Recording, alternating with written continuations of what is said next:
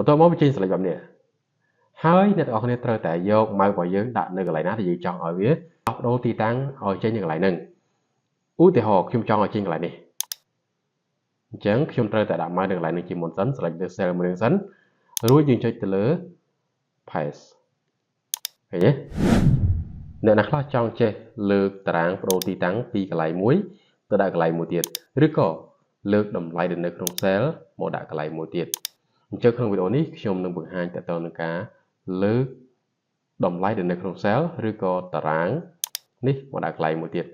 វិធីធ្វើបែបនេះគឺមិនវត្តទេទាំងអស់គ្នាខ្ញុំនឹងបង្ហាញវិធីខ្លីមួយហើយងាយយល់ឲ្យអ្នកទាំងអស់គ្នាបានមើលតោះយើងចាប់ផ្ដើមដំបូងបើសិនជាអ្នកទាំងអស់គ្នាចង់លើកតារាងនេះប៉ុណ្ណេះណាតារាងប៉ុណ្ណេះមកដាក់កន្លែងផ្សេងទី1អ្នកទាំងអស់គ្នាត្រូវតែ select វាជាមុនសិនណា select ប៉ុណ្ណឹងមកបន្តមកទៀតអ្នកទាំងអស់គ្នាត្រូវតែដាក់ម៉ៅនៅលើរបារខាងក្រៅនេះឲ្យចេញសញ្ញាម៉ៅបែបនេះសញ្ញាម៉ៅបែបនេះគេហៅថាសញ្ញាម៉ៅដែលអាចលើកបដូរទីតាំងបាន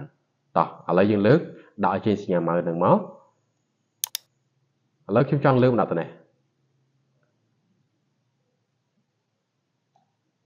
ឃើញទេ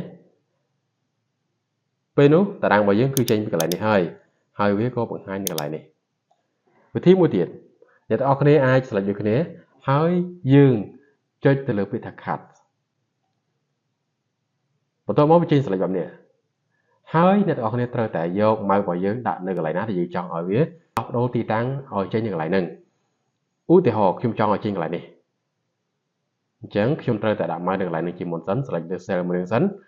រួចយើងចុចទៅលើ paste ឃើញទេចេញដូចគ្នានេះជាវិធីសាស្ត្រដែលយើងលើកតារាងចុះបើសិនជាខ្ញុំមានតម្លៃឧទាហរណ៍ខ្ញុំជាវាយទៅណាហើយខ្ញុំចង់លើកតម្លៃជាអក្សរនេះមកដាក់នៅកន្លែងនេះ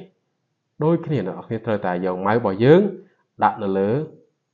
cell មួយហ្នឹងណាប្លោះហ្នឹងគេហៅ cell លើក cell ហ្នឹងដាក់ជាសញ្ញាម៉ៅដែលយើងបដូរទីតាំងសញ្ញាមូហ្នឹងមក